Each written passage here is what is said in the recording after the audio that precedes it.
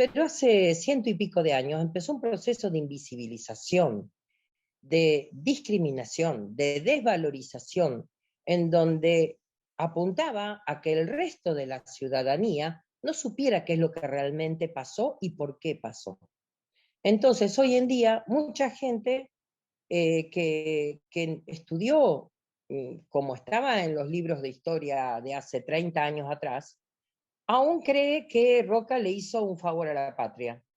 Y en realidad, eh, Roca, Rosas y muchos tantos otros, como Sarmiento, que aún se sigue conmemorando en las escuelas y sigue siendo el padre de la escuela o de las aulas, Sarmiento hizo cosas terribles, terribles, en contra de los derechos humanos, que ya estaban vigentes en aquel entonces, y rompió tratados de paz, y exterminó, o sea, fue el ideólogo del exterminio de una raza.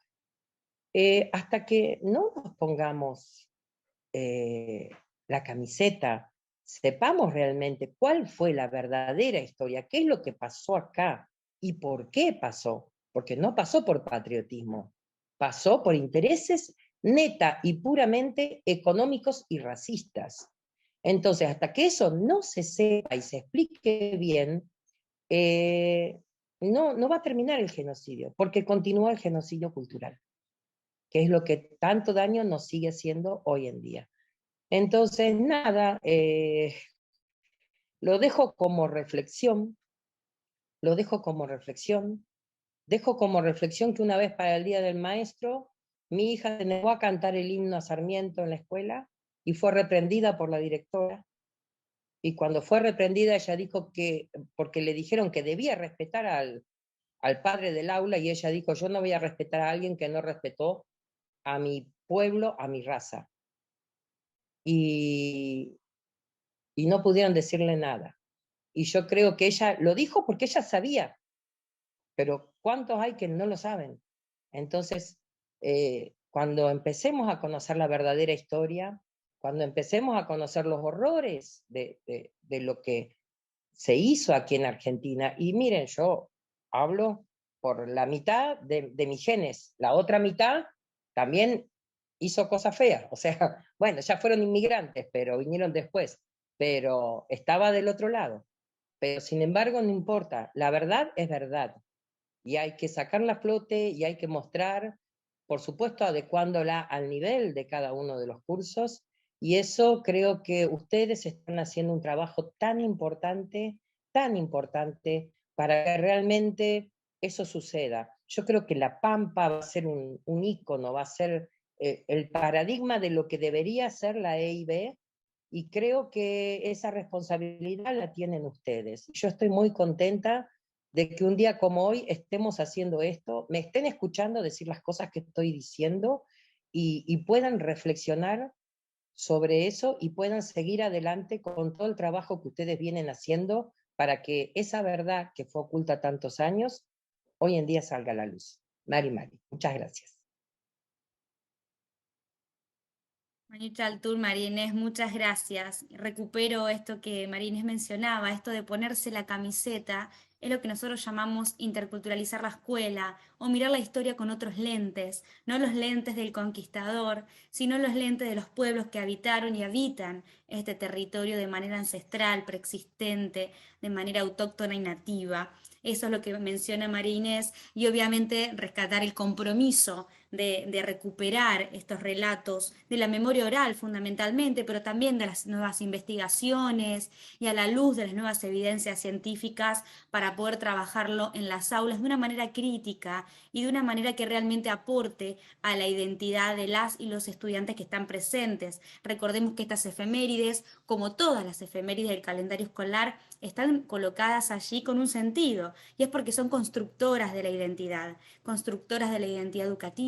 educativa, la identidad cultural, y en este sentido es muy importante desde qué lugar las abordamos. Y como bien mencionaba también Inés, y recupero para dar el paso a Judith, hacer memoria, traer al presente, poder revisar esos sucesos históricos desde otras perspectivas para que finalmente haya justicia educativa. Y ahí le damos el pie, me parece, a Judith para que pueda presentar desde qué perspectivas, desde qué miradas son estas efemérides en la actualidad, a dónde tenemos que poner el ojo, qué tenemos que revisar y cómo construir fundamentalmente, ¿no? No solo mirar para atrás y ser críticos con qué venimos haciendo, sino también qué nuevas propuestas, nuevos abordajes tenemos a mano, tenemos en recursos, tenemos en nuevas habilidades para poder construir una escuela que sea más equitativa, más igualitaria y más justa. Bueno, bienvenida, Judith.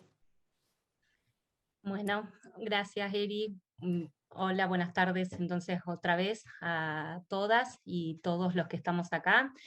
Yo, como me presenté, pertenezco al área del equipo de Ciencias Sociales, de Desarrollo Curricular, y además al programa de Memoria en Cuerpo Presente, que es el programa jurisdiccional, ¿no?, de la provincia de La Pampa.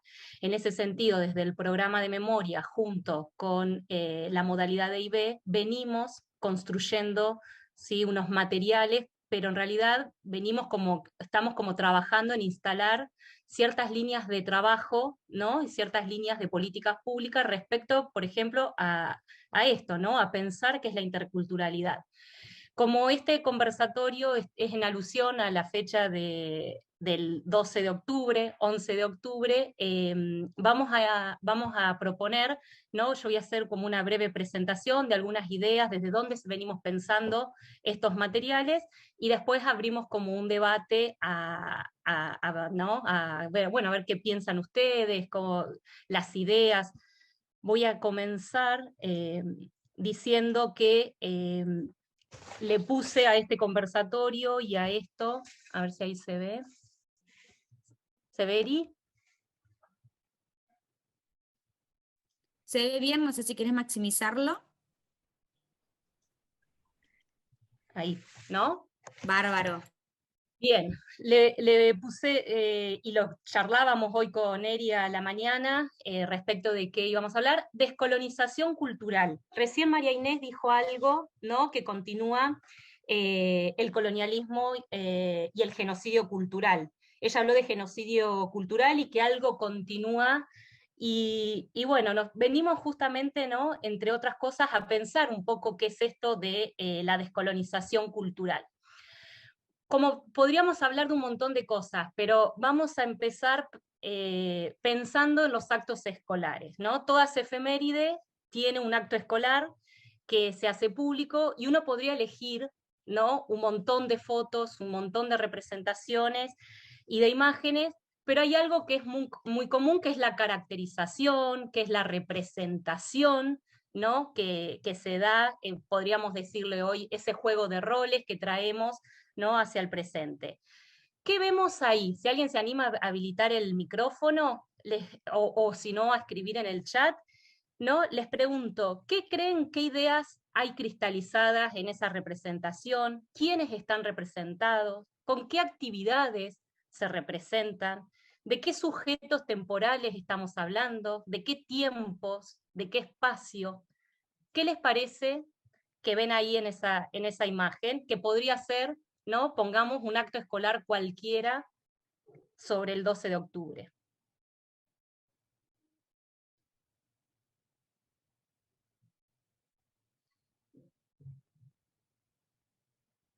¿A quiénes vemos? ¿Quiénes están representados?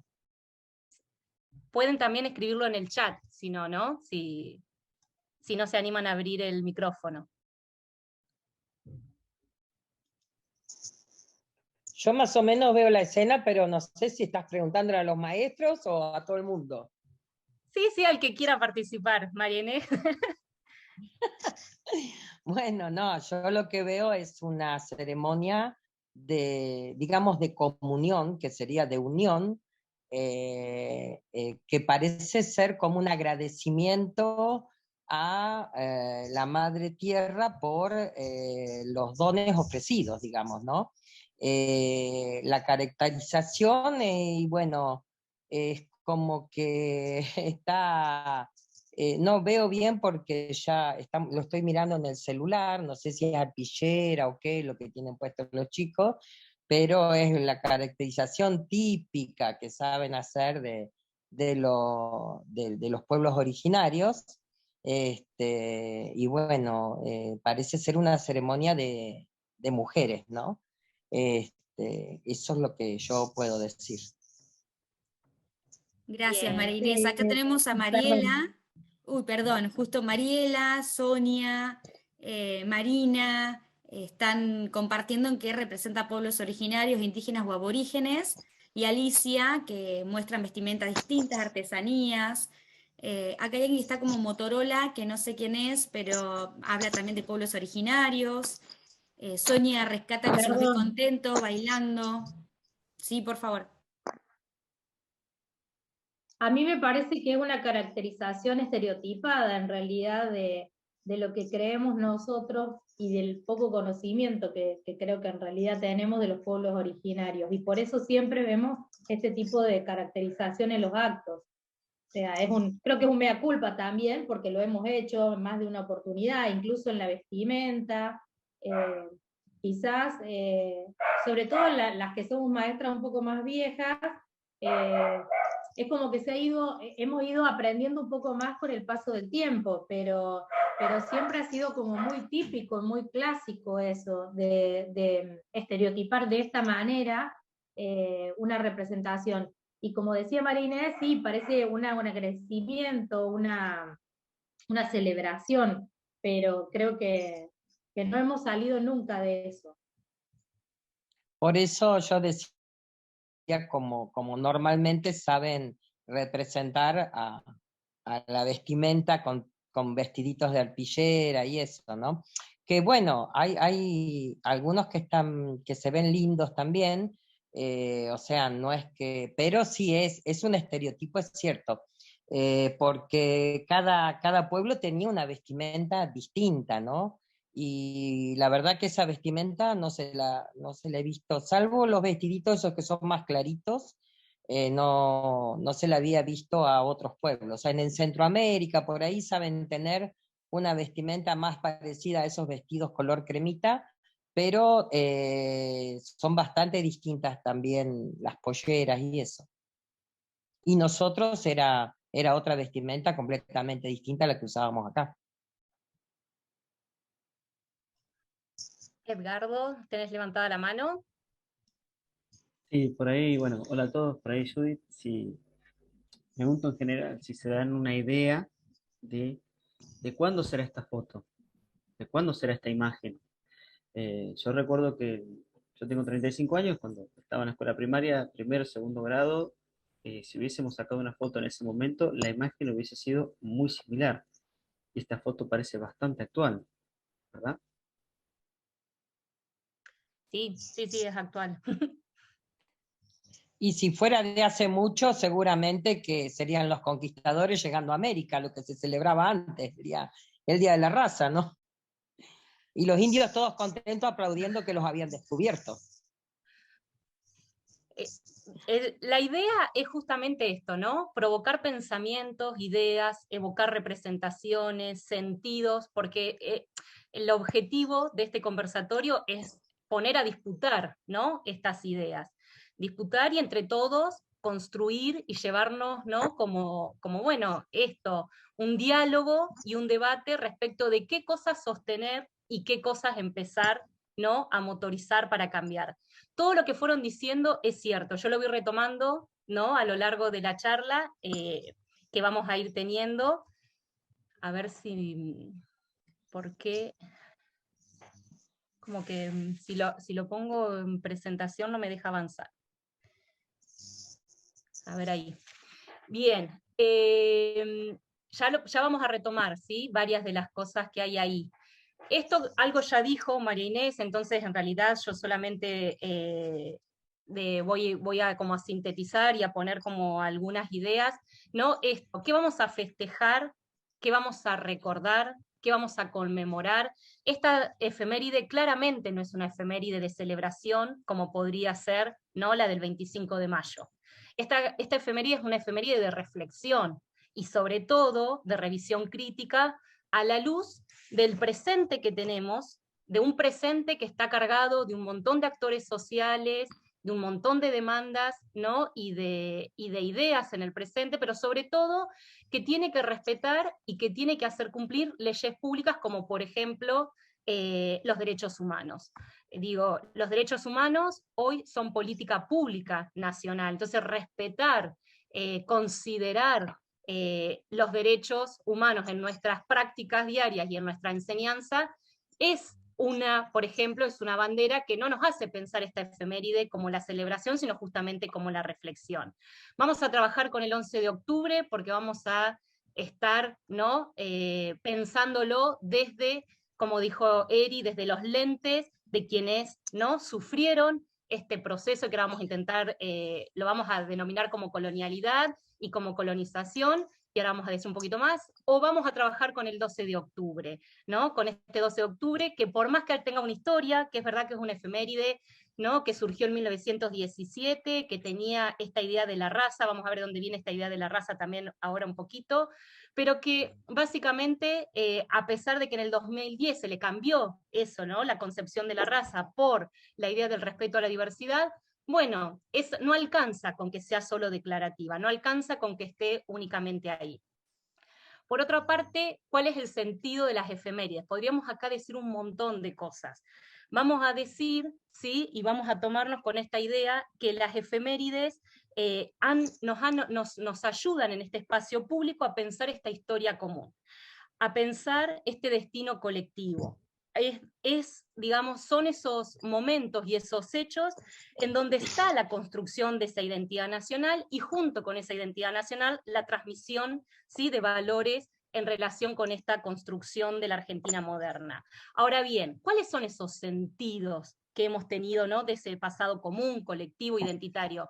Bueno, está claro que acá la escuela primaria, pero la escuela como institución normalizadora, históricamente tendió, ¿no? a ver a esa diversidad y a incluirla, pero incluirla borrando esas diferencias. Entonces, obró en esta idea, ¿no? de identidad homogénea. Veíamos ahí en la foto de la efeméride, eran todos vestidos iguales, todos los indígenas iguales. Bueno, esa es una manera, por ejemplo, que bien decía María Inés, ¿no? que digamos, de la manera en que fue pensada esta idea de homogeneidad, en donde no vemos las diversidades dentro de las comunidades, sino que hablamos de los indígenas, de los indios, de los pueblos originarios, como si fueran un gran conjunto y como si fueran lo mismo, ¿no? Otra manera de pensar esa identidad, ¿sí? homogénea tiene que ver con no conocer esa historia, pero sobre todo no solo no conocer esa historia, sino creerla en un tiempo pasado.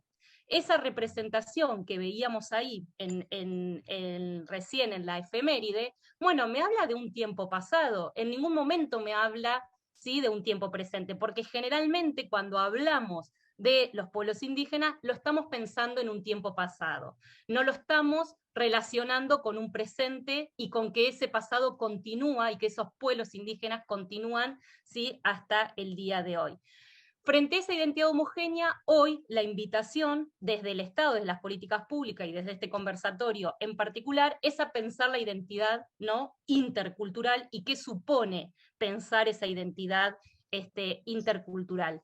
Y respecto de los rituales, ¿no? Digo, los efemérides tienen como ciertos rituales que recuerdan y construyen sentido. Bueno, ¿cuáles eran los valores que iba acompañado con ese proyecto político que buscaba una identidad homogénea? Estaba claramente, ¿no? en rescatar y poner sobre la jerarquía a un grupo social, que eran los blancos, y por debajo del grupo blanco, ¿no? en un nivel digamos, de jerarquía y en condición de inferioridad a los pueblos indígenas. Bueno, hoy tenemos que pensar que frente a eso que nos proponía, ¿no? esa visión y esa idea nacional, hoy tenemos que pensar que los valores que hay que construir son el del diálogo, el del respeto a los derechos humanos, el de la interculturalidad. Entonces, ahí también hay todo otro grupo de ideas que tenemos que traer y que tenemos que pensar, no solo cuando pensamos la enseñanza, sino también, ¿no? los sentidos que vamos a estar atribuyendo en cada uno de los actos.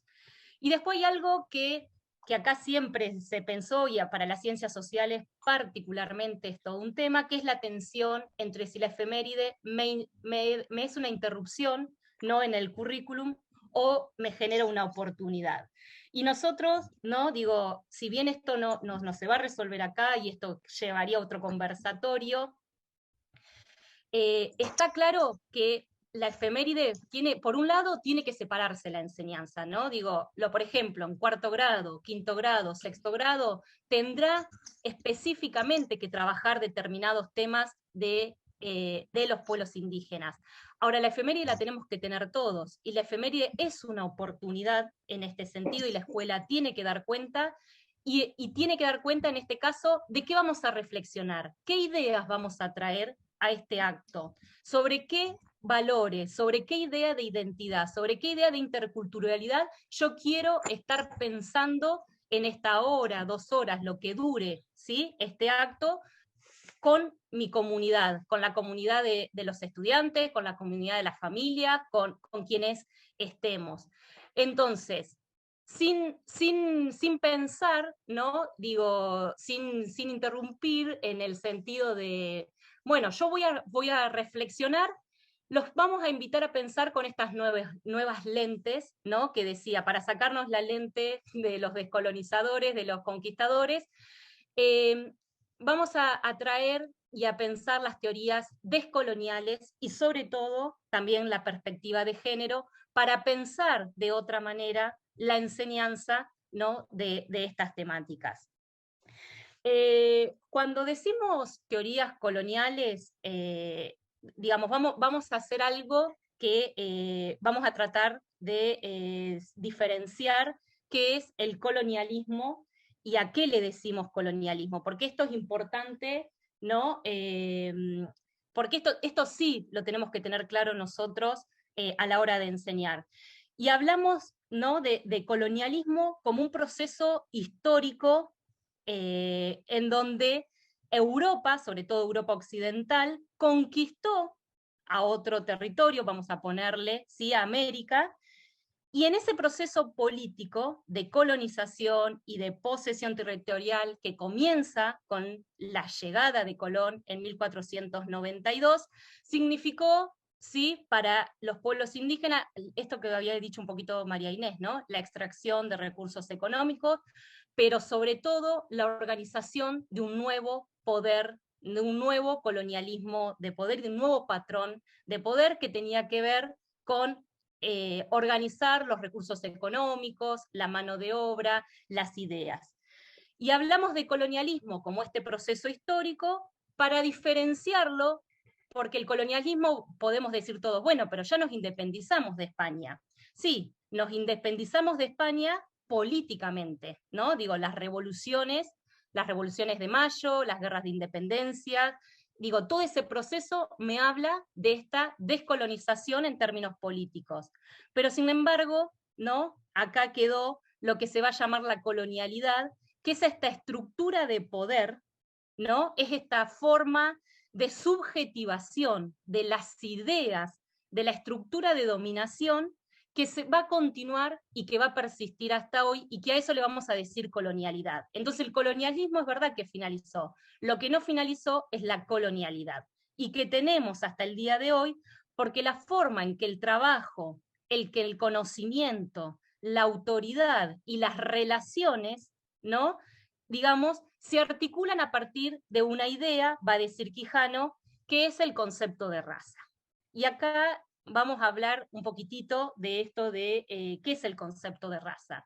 Quijano dice que junto con el colonialismo, ¿no?, en esta modernidad, se creó esta ficción de la raza. ¿Qué es la raza? Es una ficción para instalar una jerarquía social.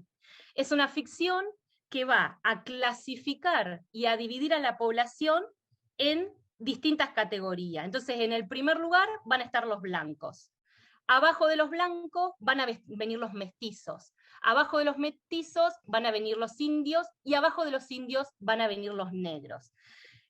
¿Qué pasa con esta jerarquización racial? Que esta jerarquización racial va a suponer que va a haber razas inferiores y razas superiores. Las razas superiores van a tener el derecho y se van, digamos, y van a tener el privilegio, entre comillas, ¿no?, de exigir esa dominación y de exigirles a las razas inferiores la obligación de la obediencia. A tal punto que, por ejemplo, todo lo que no se ha pensado, ¿no?, dentro de la idea de blanquitud, va a ser considerado casi no humano. De hecho, ¿no?, si pensamos a los indígenas, ¿qué va a pasar con los indígenas básicamente? Los indígenas que sobrevivan van a tener que mestizarse. ¿Qué quiere decir mestizarse? Que se van a tener que blanquear, que se van a tener que parecer al blanco. Al negro directamente no. Y al negro, a las poblaciones esclavizadas, ¿sí?, lo que les va a tocar básicamente es convertirse en objetos, en cosas. No van a ser seres. Para este pensamiento y para esta idea. Esta idea de la raza, que hoy ya, ¿sí?, no se sigue utilizando el concepto de raza, pero que tenemos que entender que se creó en este momento, ¿no?, que se creó con la modernidad, que fue avalada por la ciencia, sobre todo, que permitió el trabajo forzoso de las poblaciones indígenas, permitió los, los sacrificios, permitió, ¿no?, el hostigamiento, pero que también el sometimiento, pero que también durante el siglo XIX, sí, el Estado argentino, por ejemplo, mostró en las vitrinas de los museos como trofeos, ¿no?, de esa guerra. Bueno, esta idea de raza, entonces, que hoy, que fue sustentada, pero digamos, y que hoy ya no se sostiene desde la idea, porque está claro que raza es una, que somos, la humanidad no tiene raza, sino que somos todas personas, que en todo caso hay componentes culturales, étnicos, políticos, no diferentes. Esto es lo que está y es lo que sigue impregnado en lo que tenemos en Argentina y que llamamos racismo estructural. ¿Por qué? Porque todo lo que no sea considerado blanco siempre está en un nivel inferior y siempre va a ser considerado en un nivel, ¿no?, de inferioridad y de sometimiento. De hecho, pensemos, ¿no? Bueno, ¿quiénes están en las cárceles? ¿De qué color son las cárceles en Argentina? ¿Cuánta población blanca vemos en la cárcel? ¿Cuánta población, sí, de color negra? Hoy hablamos de las identidades marrones, ¿no?, para no hablar de mestizos, sino de otras colonialidades. Bueno, ¿qué pensamos, no? Digo, cuando uno ve enseguida, podemos ir a cualquier, digamos, expresión respecto de lo negro. Bueno, lo indígena, ¿sí?, quedó invisibilizado, justamente porque en esta idea de mestizaje se tuvo que blanquear, se tuvo que pasar para sobrevivir, ¿sí?, quedó del lado de, digamos, no del lado, sino que justamente invisibilizándose todo su proceso. Y acá hay otro concepto que es importante, que junto con la colonialidad se instala como sistema de pensamiento, ¿sí?, lo que se llama el eurocentrismo, o lo que le decimos eurocentrismo. ¿Qué sería el eurocentrismo? Es, ¿sí?, un pensamiento que pone a Europa en el centro y que por lo tanto va a establecer una escala de valor que todo lo relacionado con lo europeo, ¿sí?, va a ser considerado como la verdad científica, en condiciones, ¿no?, de superioridad, y todo lo que no sea considerado europeo, bueno, va a estar en otro nivel, pero sobre todo va a estar en condiciones de inferioridad. ¿Dónde lo tenemos al eurocentrismo? Por ejemplo, en las ciencias, por ejemplo, en la historia. El eurocentrismo lo tenemos tal que nosotros conocemos la historia de los pueblos indígenas solamente a partir de la historia europea. Fíjense que en nuestro diseño curricular, ¿no?, ¿cuándo aparecen los pueblos indígenas en el proceso histórico? En cuarto grado. ¿Cuándo? Con la conquista de América. Después de la conquista de América. Antes podríamos hablar de los pueblos indígenas, porque dice el diseño curricular, en el primer grado uno podría elegir en primero, en segundo, en tercer grado, como recorte, una sociedad colonial, una sociedad criolla, una sociedad indígena. Pero como proceso histórico lo tenemos a partir de cuarto, con la conquista de América. En quinto y en sexto grado, con la mal llamada conquista del desierto. ¿De qué otra manera aparece, por ejemplo, el eurocentrismo? Bueno, como cuando solo vemos a los pueblos indígenas desde el conflicto, ¿no? ¿Por qué? Porque lo vemos en la guerra, y además lo vemos en una guerra en donde son claramente los vencidos. Y no conocemos, por ejemplo, todos los tratados de paz que hay entre los pueblos indígenas y el gobierno, ¿sí? Y los gobiernos, por ejemplo, criollos o hispano-criollos durante todo el siglo XVIII y durante gran parte de la primera mitad del siglo XIX. Entonces, estas ideas, ¿sí?, de colonialidad del poder a partir de la raza y del eurocentrismo son las que tenemos que empezar, ¿no?, a cuestionar y a entender de dónde vienen para justamente plantear otras miradas, otros sentidos. La perspectiva de género, además, ¿sí? Perdón, soy Sí, María sí. Inés. ¿Puedo acotar Sí, María algo a Inés. lo que estás diciendo? Que Sí. es tan interesante. Ese eurocentrismo también hizo que en un momento se pensara que todo lo que estaba en América era malo, salvo la tierra, y que hubiera que reemplazar especies vegetales, animales y también humanos, hacer un proceso de reemplazo, exterminar todo lo que había acá y traer todo lo que estaba en Europa, o sea, los cultivos de Europa, animales como el ciervo, el jabalí, el gorrión de Europa, y las personas. Las personas de acá se exterminaron y se trajeron las de Europa. Lo que servía era la tierra. Y dentro de lo que estás hablando también del desconocimiento de los tratados de paz, hay que hablar también del desconocimiento de cómo las naciones indígenas de América lucharon para la liberación de América. O sea, las naciones indígenas de América son constructoras de los estados modernos.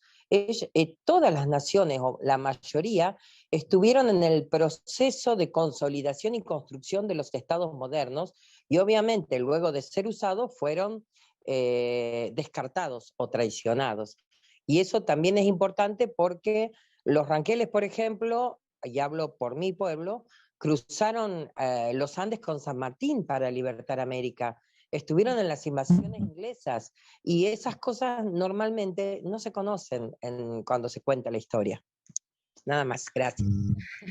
No, es que esto daría para mucho, ¿no? Digo, este es como el inicio de plantear algunas ideas, ¿no? Sobre todo de entender de dónde vienen estos, digamos, los nuevos materiales que estamos construyendo, y también para hacer una revisión, digo, todos tenemos que hacer una revisión crítica, ¿no? Por eso digo, y por eso traigo a colación desde inclusive nuestros diseños curriculares. Esta idea de colonialidad, ¿no?, de raza y de eurocentrismo, es la que vino a justificar esta subordinación, este proceso de inferioridad que va a permitir justamente esto, la esclavitud, la servidumbre, la eliminación o la invisibilización de los pueblos indígenas, ¿no?, en todos los procesos históricos que recién mencionaba también María Inés. Entonces, por eso no es menor entender de dónde viene cada una de estas ideas. La perspectiva de género, que sería la otra de las grandes lentes que nos vamos a poner, digo, junto con las teorías descoloniales, porque la perspectiva de género es una invitación, básicamente, ¿sí?, a pensar desde las mujeres, pero no solamente de las mujeres, sino también, por ejemplo, de las disidencias sexogenéricas, pero también desde las relaciones, ¿no?, de subordinación. Entonces, la perspectiva de género en realidad es un gran marco teórico, ético, político, que nos ayuda a pensar estas desigualdades y cómo se han construido. Acá, con respecto a la perspectiva de género, podríamos hablar un montón. Básicamente, ¿no?, podríamos decir que no solo los indígenas estuvieron invisibilizados, sino que si además a esa invisibilización le ponemos la lente del género, vamos a ver qué rol, ¿no?, han ocupado y cómo se las ha representado a las mujeres. Y acá la colonialidad ha hecho algo muy particular con respecto al género. Esta idea de género digamos, esta idea de binarismo, en donde solo identificamos a un género femenino y a un género masculino, esta idea de únicamente la heterosexualidad como única forma, ¿no?, de orientación sexual, ha hecho que, por ejemplo, solo tengan géneros, ¿no?, y que se pueda ver esto a partir de los roles de género que se le atribuyan a las mujeres blancas. Porque las mujeres blancas, por ejemplo, van a ser representadas a partir de la idea de fragilidad, a partir de la idea, ¿no?, de que no tienen un lugar en la escena pública, sino que están dentro del ámbito privado, que son las responsables de reproducir no solo la familia, sino también en este caso la clase social, pero paralelamente que se hace esto con las mujeres blancas, a las mujeres que no son blancas, a las indígenas y las negras, se las pone, no se les atribuye esos roles de género, sino todo lo contrario, se los acerca, por ejemplo, a la idea de las mujeres negras e indígenas estar más cerca de los animales que de las personas, entonces de esa manera se justifica, por ejemplo, los trabajos forzosos que van a tener las mujeres indígenas y las mujeres esclavas, se van a justificar los castigos, se van a justificar, ¿sí?, las violaciones y atrocidades que se cometen, en este caso, por ejemplo, con las mujeres, ¿no?, que no sean blancas, o si hablamos, por ejemplo, en este caso, de la mujer racializada. Entonces, en la perspectiva de género además nos viene, ¿no?, a profundizar y a poner un poquito más el zoom para ver que estas relaciones de subordinación van a ser distintas si además le ponemos la perspectiva de género. Yo acá puse tres frases, ¿no?, del último libro que está acá, que es de Siempre estuvimos aquí, en donde María Inés Canué, Ana María Domínguez y Diana Oliva, que son tres loncos, María Inés Canué está acá con nosotros, tres loncos, ¿no?, de la comunidad María Inés de Williantú, Ana María Domínguez de la comunidad Mariano Rosas, y Diana Oliva de la comunidad Eusebia Farías, de que nos vienen a hablar, ¿no?, de cuál ha sido el rol de la mujer. Entonces, por ejemplo, María Inés habla de que son heroínas silenciosas, que hoy no figuran en ningún libro de historia, pero que si no fuera por ella no estaríamos aquí plantándonos como ranqueles. Te estoy recitando, María Inés, perdón, ¿no?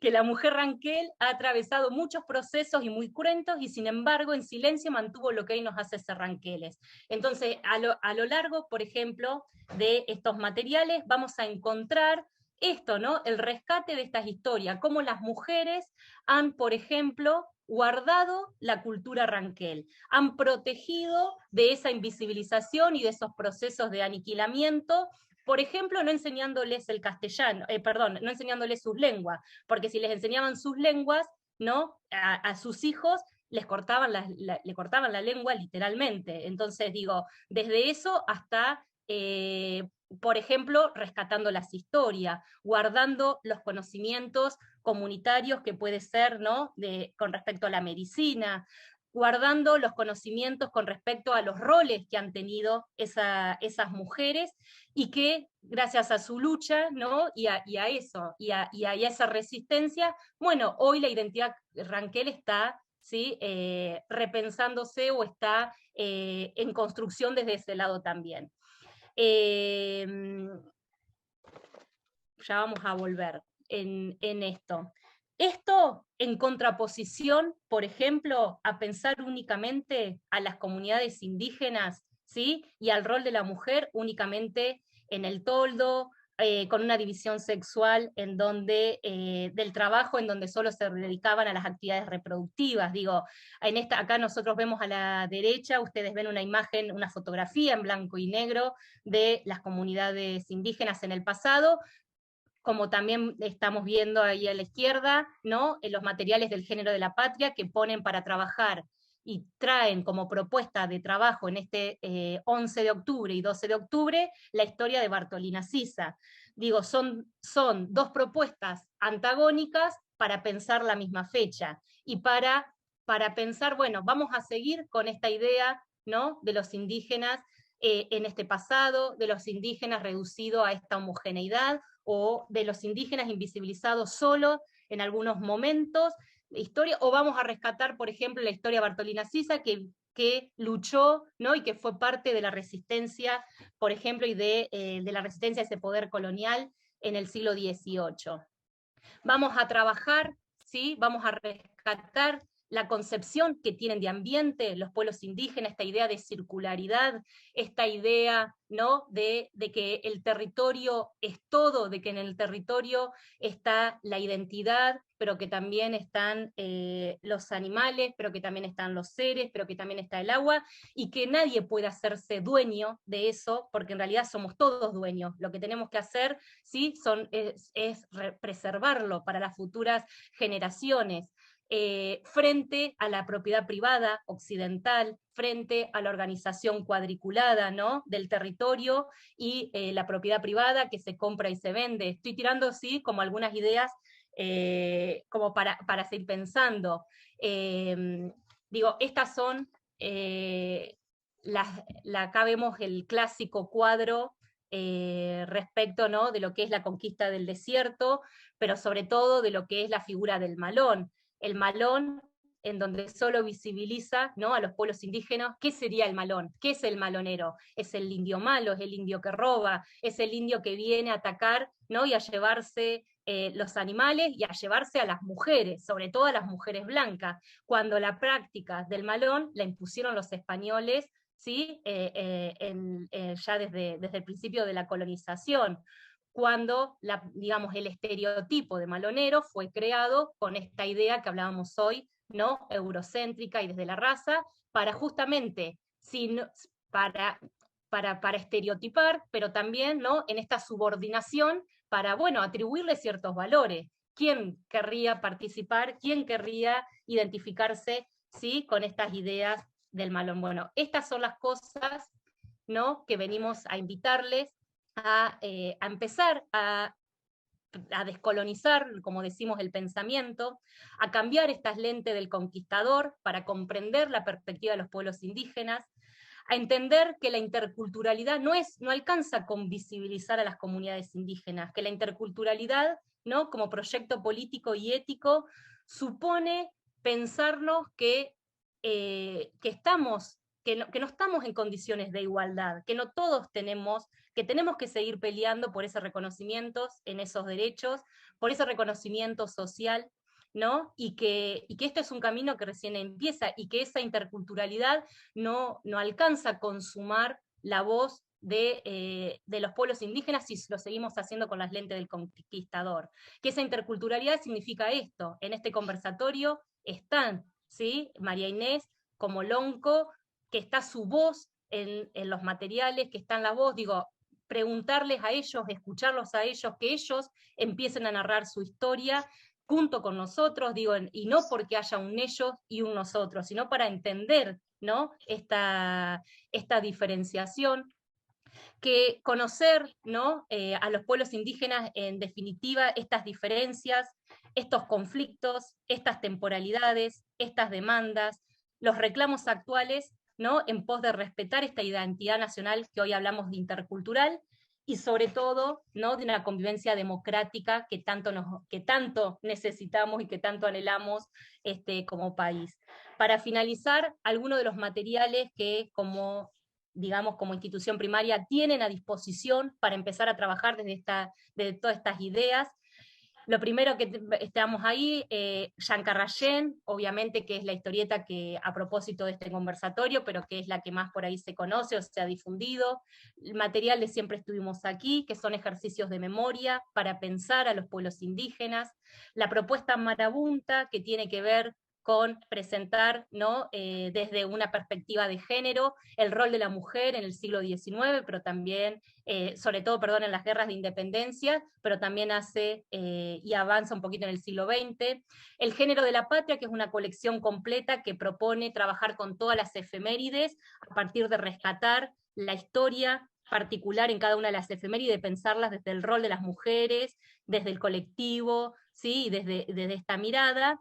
Y por ahí el último, en el género de la patria no solo están materiales que vienen, cómo trabajar en nivel inicial, primario y secundario, sino que también hay una serie de entrevistas a historiadoras, ¿sí? O antropólogas, que también son muy interesantes para ver y que nos aportan otro granito para seguir pensando, y el libro de Pueblos Indígenas y Estado, que es como el manual, ¿no? El ABC de, bueno, de empezar a repensar esta historia. Con esto, lo que quiero, para ya pasarles la palabra a ustedes y para abrir el diálogo y el debate de todo esto que hemos hablado, con esto y quiero cerrar, no es que tenemos que olvidarnos de esta historia, no es que ahora vamos a subir a la historia, ¿no? A las mujeres, a los pueblos indígenas y vamos a, digamos, a olvidar todo lo que veníamos haciendo, no, es poner justamente en diálogo, es sumar otra mirada, es sumar otros materiales para repensar, ¿no? Esos roles, para repensar esos significados, para esto, para que la construcción sea, pero también sea de acá en adelante, pero también desde esta deconstrucción, porque no podemos negar esto. No, no sirve de nada con que neguemos la historia y el pasado. Sí es importante, ¿no? Empezar a explicarla, empezar a entenderla desde dónde viene, para a futuro, ¿no? Empezar a construir otra idea en pos de una interculturalidad. Y sobre todo, obviamente, ¿no? De la visibilización de quienes históricamente han sido invisibilizados. Gracias, Yu. En este conversatorio el segundo momento estaba pensado para darle la palabra a ustedes, para que ustedes nos cuenten cómo venían trabajando la interculturalidad en las aulas, pero me tomé el atrevimiento de dejarlo para lo último, porque me parecía interesante que podamos en principio conocer estas nuevas perspectivas, estos nuevos posicionamientos. Y en esto quiero hacer foco porque no se trata solamente de sumar algo más a lo que tenemos que enseñar en el aula. Encima tengo que también hablar de los pueblos indígenas con todo lo que tengo que enseñar y que sabemos que es un montón, sino que es la perspectiva desde la cual enseño, desde donde me posiciono a la hora de enseñar y generar una estrategia, desde qué lugar lo estoy mirando. Ahí me avisan que se corta, si quieren que recupere algo porque está inestable mi internet. A ver si saco el video. ¿Se escucha? Sí, sí, ahí se escucha. Bien, Se bien. cortó la primera parte. Sí, por ahí la consigna para conversar, ¿no? Bien, retomo Exacto. entonces. Pensaba esto de poder, una vez que escuchamos estas nuevas perspectivas, estas nuevas maneras de trabajar la interculturalidad, desde dónde nos posicionamos como docentes, como directivos a la hora de pensar o de planificar el proyecto institucional, desde dónde miramos desde la coordinación para acompañar esa proyección en el proyecto institucional, ¿no? No es algo más que tenemos que hacer, sino es lo mismo, pero con esos otros lentes, ¿no? Que cada vez que miremos estos procesos de enseñanza nos pongamos el anteojo de la interculturalidad, de la perspectiva de género, de la decolonialidad o decolonización del saber. Esa es la invitación que se hace. Por eso coloqué ahí en el chat unas reflexiones que invitamos a que podamos hacer en estos últimos minutos de conversatorio, y es qué de todo esto que nosotros conversamos en la jornada de hoy ya conocíamos, ya veníamos trabajando, de dónde trajeron esos conocimientos, de qué lugares, qué es eso nuevo que incorporamos, qué les llamó la atención o qué fue eso que se quebró, que se rompió, que se comenzó a desglosar en nuestros conocimientos, y qué nuevas preguntas, ¿no? Estas tres cosas que ya conocíamos, qué es lo nuevo que se incorporó a partir de este conversatorio, si es que logramos eso, bienvenido sea, y cuáles son esas nuevas preguntas, nuevos interrogantes, nuevos abordajes que nos proponemos hacer a partir de lo que hoy conversamos. Y obviamente que abrimos el diálogo entre ustedes para que nos digan cómo se sintieron, cómo percibieron estos nuevos paradigmas que les estamos contando, estas nuevas teorías desde donde nos asentamos desde la educación intercultural. Si ya habían conversado previamente con referentes indígenas, seguramente han invitado alguna vez a las aulas a participar, desde qué lugares lo han hecho. Vamos a invitar que abran los micrófonos y puedan conversar ustedes ahora con nosotras.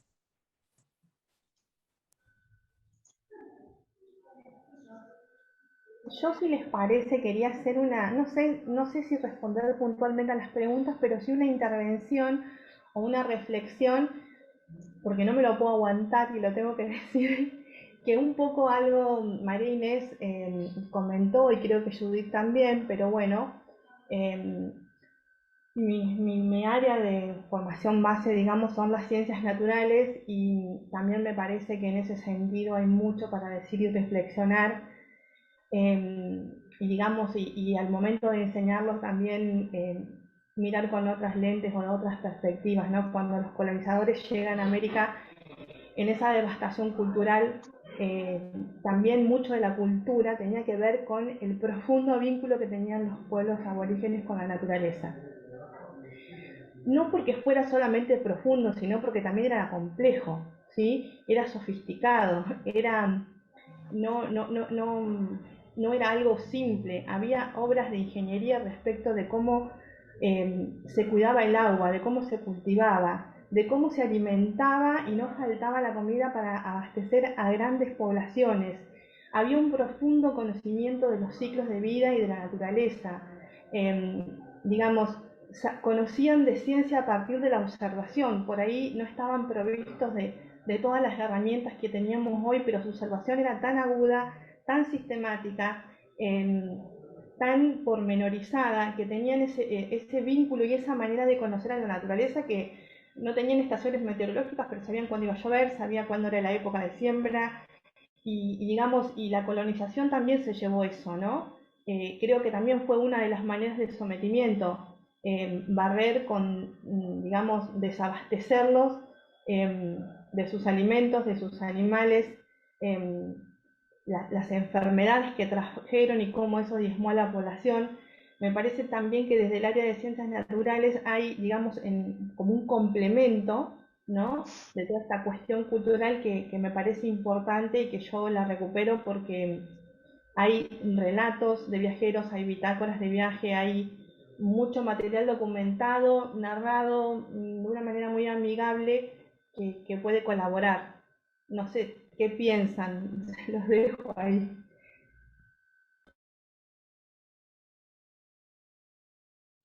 Gracias, Laura. Todo aporte sirve para este gran recursero que estamos generando de insumos, de recursos, de materiales para poder compartir con las instituciones. Así que bienvenido sea poder aportar a este recursero y esta perspectiva que nos estás comentando. ¿Algún aporte más?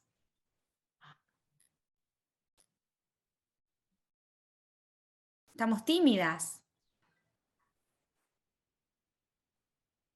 Hola, buenas tardes. No sé si se me escucha bien porque también estoy teniendo problemas con la conexión. Escucha bien, Escucha, Mariela. Mariela. Bueno, gracias. Yo me llevo muchísimo de este conversatorio. Me anoté, calculo que hasta la última coma que han dicho, porque realmente me pareció súper interesante.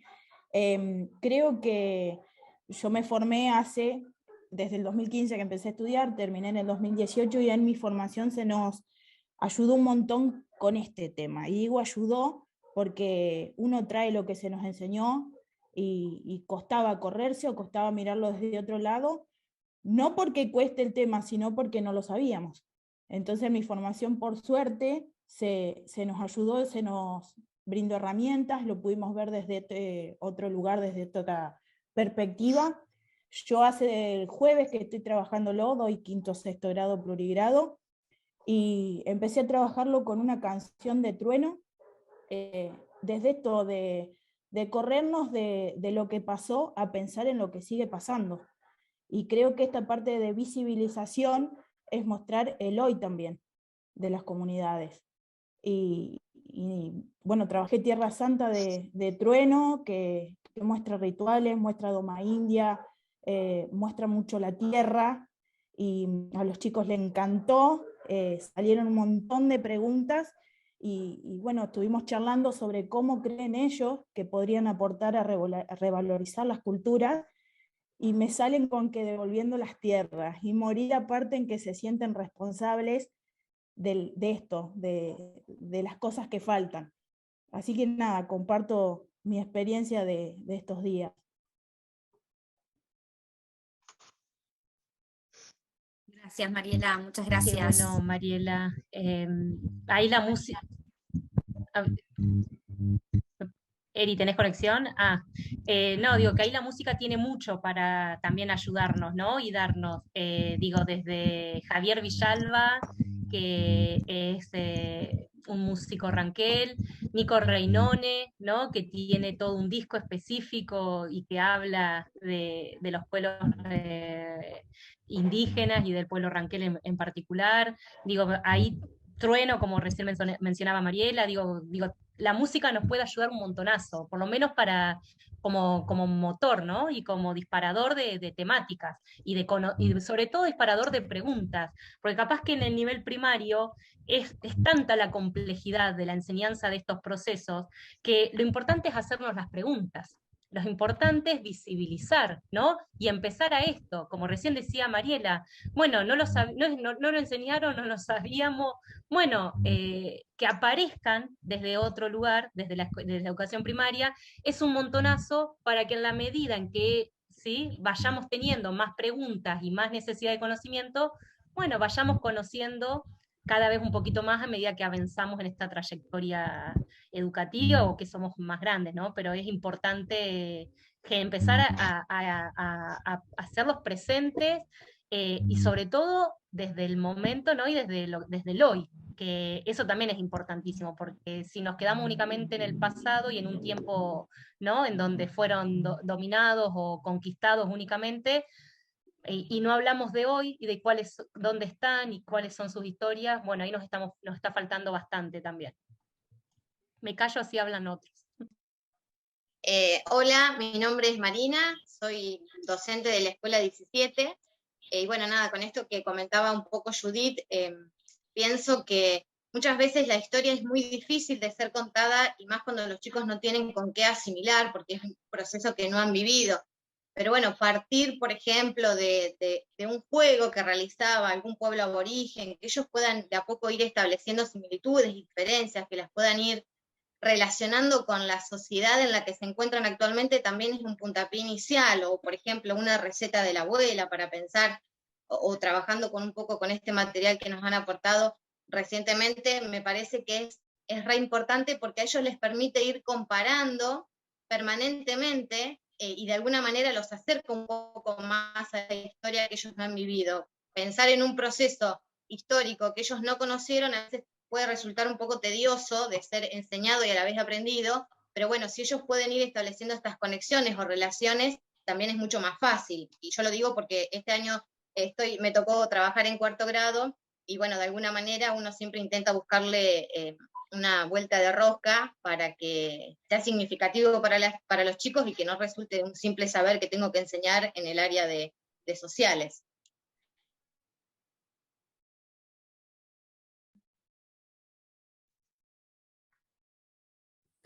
Gracias, Marina. Sí, Alicia. A nosotros, yo soy la vicedirectora de la Escuela 157 de Puelén, nos costaba bastante encarar este tema, nos parecía medio que hay que trabajarlo también con mucho respeto por todo lo que venían hablando, porque estamos hablando de un pueblo, de su cultura, que todo lo que, entonces partimos, como decía Marina, de algunas vivencias, de que ellos fueron trayendo, estamos todavía trabajando en eso. Nosotros mañana no lo vamos a plantear como un acto, sino vamos a hacer como si fuera una jornada sobre el fin de la semana, ¿no es cierto?, para mostrar qué fue trabajando cada grado con respecto a esto de lo que sería como la diversidad cultural, el respeto hacia esta otra cultura, no como esto de lo que hablábamos, los conquistadores, vemos como de lo que vino de la conquista, como diríamos que venía planteado. Nos falta mucho para seguir reformulándolo, pero da un poquito de miedo por parte de los directores, si no tenemos cómo seguir asesorando y ver por qué lado queremos ir para que tampoco quede, como decíamos, en estas dramatizaciones que antiguamente hacíamos, sin tener ese conocimiento, esa otra mirada que tenemos teniendo, ¿no? Y también, bueno, fuimos buscando mucho para poderlo armar desde lo que sería la construcción de la ciudadanía, el respeto a la diversidad, ¿no es cierto? Que tenemos un aporte, ¿no es cierto?, para poder continuar.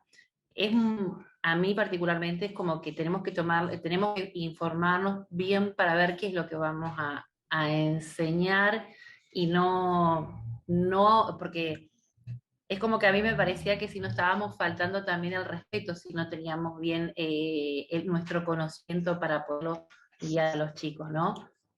Nos ha costado el tema, pero bueno, ahora los chicos, con lo que han ido contando, que han traído de su casa, como decía recién acá la otra docente, estamos tratando de revalorizar todo eso que van trayendo los chicos y desde ahí construir el saber, ¿no es cierto? Gracias, Alicia. La importancia también de valorizar la familia, de darle el protagonismo a esos saberes, a todo ese trabajo cultural que arrastran, que traen, que hacen que perdure a través del tiempo, ¿no? Y también eso enorgullece a las y los pibes en la escuela y les da la posibilidad de decir, sí, soy descendiente indígena y qué importante que es que lo sea, ¿no? Qué gran patrimonio traemos en casa y eso ayuda mucho al proceso de autorreconocimiento y de valoración de la identidad cultural de cada uno y cada una. Me parece que es un gran trabajo, Alicia, comenzar recuperando lo que en casa saben y lo que en casa han podido hacer trascender o comunicar a través de los años. Gracias por compartirlo. Y también, bueno, hemos buscado, acá en 25 hay algunos chicos que se dedican explican lo que es un picadero, bueno, hemos buscado de gente adulta algunos audios, como que estamos armándolo, pero bueno, y que eso les ha quedado bastante porque ya le van contando al otro, pero como estamos a veces medios inseguros, que no nos da esto de una nueva mirada, ¿no? Ante esa inseguridad, Alicia, y esto lo comparto Buenas con todos tardes. y todas, nosotros siempre recomendamos que se comuniquen con nosotros con la modalidad de educación intercultural, que si no tenemos el recurso a mano, tenemos los contactos para generar el recurso y poner ese link, somos ese puente entre la escuela, que a veces parece tan alejada del territorio, y el territorio y las comunidades. Nosotros somos ese puente que establece ese diálogo que a veces no se da con facilidad por desconocimiento. Entonces apropiense de esta modalidad, escríbanos, nos llaman, la mayoría tienen mi contacto o mi correo electrónico y en ese sentido estamos Sí, siempre no, a disposición. que nos pasó también ahora, como cuando vas viendo pasar el tiempo, cuando fue lo de la batalla de Cochicó, el aniversario, ahora lo vemos de otra manera, ¿no? Y para el año que viene decís, bueno, tenemos que empezar el recorte por otro lado para entonces después poderlo ver más relacionado, ¿no? Y mucho de lo que decía también hoy Laura, nosotros veíamos con los nenes, empezaron a contar todo lo que es la naturaleza, las plantas, estaban hablando algunos hoy, justo cuando pasé a la tarde después del almuerzo, estaban contando cómo se imaginaban que tenían las lanas, y bueno, ahora después vamos a entrevistar artesanas de la localidad, ¿no? Gracias, Alicia. Jorge, estabas por comentar algo. Hola, buenas tardes. Sí, nosotros somos justo con Anita Suárez, que me acompaña acá, la profe de la Escuela 84, una escuela de barrio, acá en General Pico. Ella también tiene un programa de formación aparte. Nosotros nos interesa y mucho, no por tener algo institucionalizado, que ese es nuestro propósito. En realidad, la idea es tener lo más representativo, un proyecto escolar que trabaje con todo, lo más democrático. Yo hace poco que soy director desde el 2019 y un poco también Anita participó el año pasado en una convocatoria provincial y nos interesó y mucho. Básicamente lo que tiene para aportar nuestra escuela es un poco, lo digo con respecto a María Inés, nosotros vivimos en una escuelita de barrio que nació en la década del 80, en un barrio que es un plan de viviendas del Plan Nacional Fonavi que tiene su nombre y sus peatonales reconocen diariamente la famosa conquista del desierto, el barrio donde nosotros vivimos, en el cual yo he crecido también, se llama Julio Argentino Roca. Y la verdad que la historia tiene esas cosas, ¿no? Y nos sentimos un poco en deuda porque es una escuela de barrio que no tiene absolutamente nada que ver con los parámetros ideológicos, ni tampoco la identidad de la comunidad escolar tiene absolutamente nada que ver con un barrio de trabajadores que se llama Julio Argentino Roca. Entonces por ahí también va el acto de rebeldía nuestro, y nos importa también para ponerlo en la agenda en términos institucionales y también para dar el puntapié con aquellas familias que no tenemos muchas que tengan un apellido directamente relacionado, y ustedes saben, lo deben saber, lo saben ustedes, la identificación identitaria es toda una cuestión también. No son muchas, reconocemos algunas, tenemos también directamente plantear esta cuestión. Sabemos que en el último censo también hubo un relevamiento sobre hubo un par de preguntas para aquellas familias que se autorreconocían, o aquellas personas, mujeres y hombres, que se reconocían de pueblos originarios. Bueno, nosotros pretendemos de alguna manera, con lo que ustedes nos brindan, patear un poco el tablero y ponerlo en la agenda. Uno, que tenga una consideración en el proyecto escolar, y otra, dar también visibilidad, poner en agenda esto de que no es mala palabra pertenecer, o tu apellido formar parte, ¿no?, de la historia de las enorme cantidad de identidades indígenas, sobre todo de acá de la provincia de La Pampa. Así que bueno, esta es nuestra pequeña intervención y es el inicio de un camino, ¿no?, de un recorrido que lo hacemos con muy, muy buen gusto y muy humildemente. Gracias, Anita, te Jorge. escribí Humilde, pero muy trabajoso también. Sabemos lo que eso requiere. Edgardo, tenías la palabra, levantaste la mano. Mientras tanto, voy a leer algo que comenta Ana, que el año pasado participaron de la convocatoria de hacer un audiovisual sobre lo trabajado, que era su primera vez, que la temática fue de pueblos originarios de Argentina y que la observación fue que hablen un poco más sobre el territorio. Así que este año está en tercer año y empiezan con el libro Yanka Rayén, el que nosotros proponemos para este conversatorio y para lo que hoy nos convoca en esta red de escuelas, y están trabajando ese tema, que es un aporte muy grande hablar de la temática. Y sí, Ana, es un aporte muy grande porque estás también revitalizando una cultura que durante siglos fue silenciada, y obviamente el rol de cada uno y cada una de los agentes del sistema educativo es importante. Edgardo. Sí, tal, buenas tardes por ahí. Se había sumado un poquito más tarde. Muchísimas cosas para decir, muchísimas cosas. Creo que es un tema larguísimo, un tema que por ahí en este conversatorio hay un montón de cuestiones que quedan afuera, pero qué bueno. Celebro este encuentro, celebro que hayan tantos maestros que estén interesados. Fíjense que estaría pensando Sarmiento si nos ve hoy día hablando de cuestiones indígenas en la escuela, si nos viera a nosotros, que somos descendientes rancuches, que somos maestros, que estamos en las aulas también. Yo quería rescatar por ahí algo que estaba diciendo Jorge, que me parece muy interesante, que nos pasa a todos cuando se trabaja en las aulas. Mi abuela me contó, mi familia festeja en Huachipantu el Año Nuevo en otro momento. ¿Qué nos sucede a todos nosotros cuando empezamos a revisar la manera en la cual hablamos de cuestiones indígenas o interculturales en la escuela? Lo primero que se nos viene a la cabeza es, la pucha, no había tomado conciencia de todo esto, hemos hecho todo mal. La verdad que, volviendo nuevamente a lo que dice Jorge, la escuela nos brinda día a día en lo cotidiano un montón de recursos que siempre estuvimos aquí. Un montón de cuestiones muy positivas para poder hablar, para poner en contraste, para ser críticos con lo que estamos haciendo. Y por ahí es cierto, se nos dice, bien, yo estaba dando clases de una manera, de un enfoque, porque esa fue mi formación. Inclusive esta formación que yo recibí también refuerza lo que yo aprendí en la escuela primaria.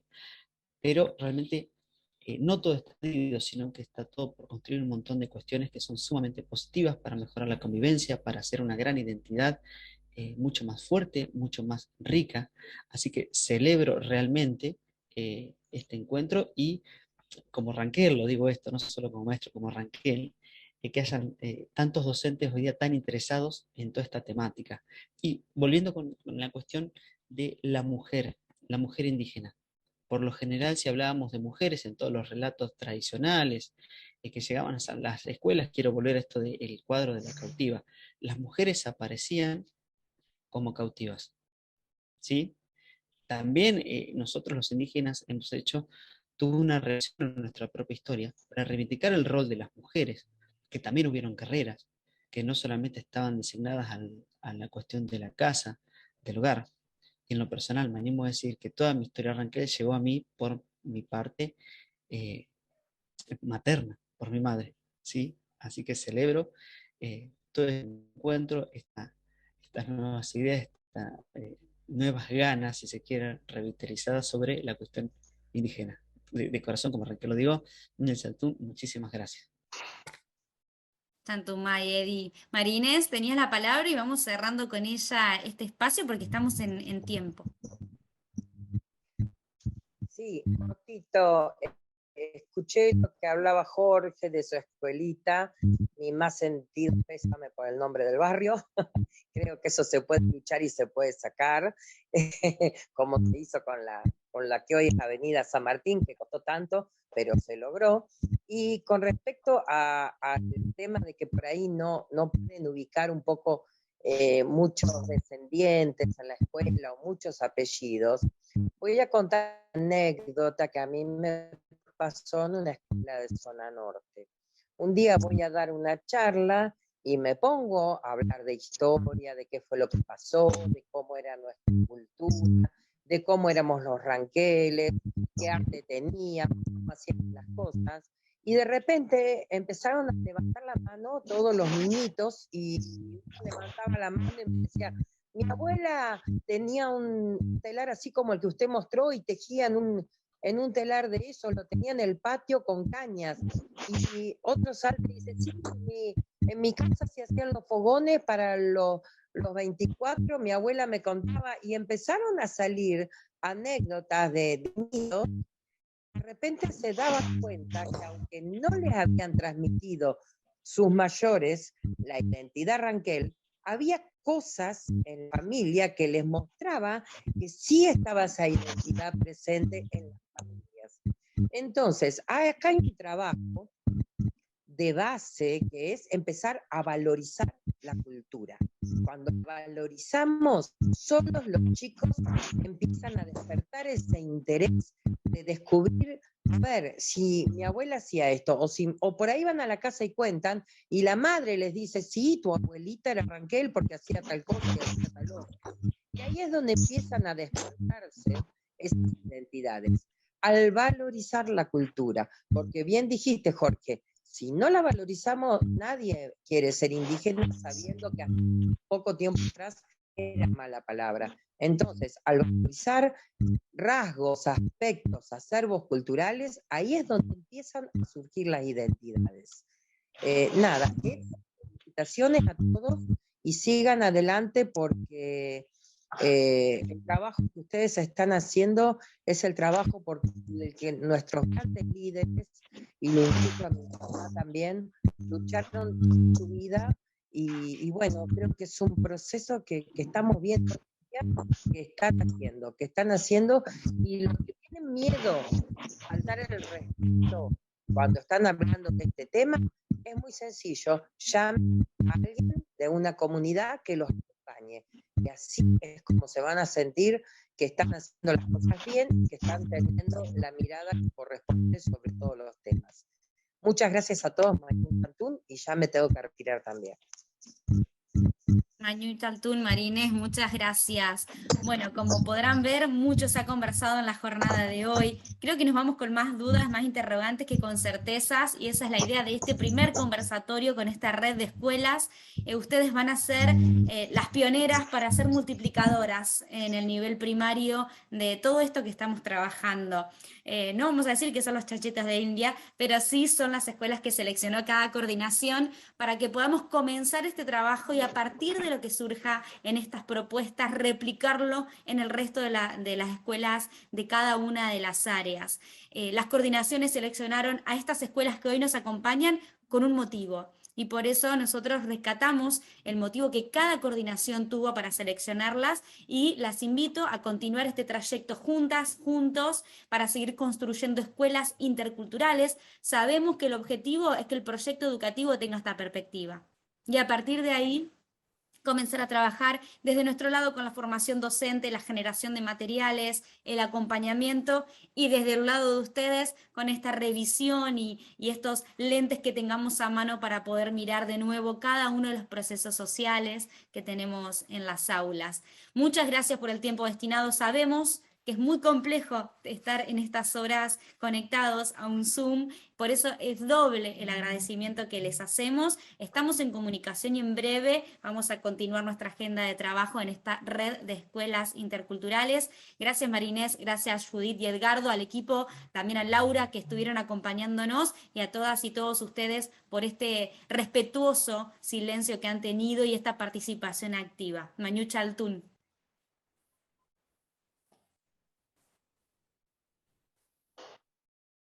Gracias. Ahí preguntaba lo del Power, sí, Mayri, después se los compartís. No hay problema. Muchas gracias.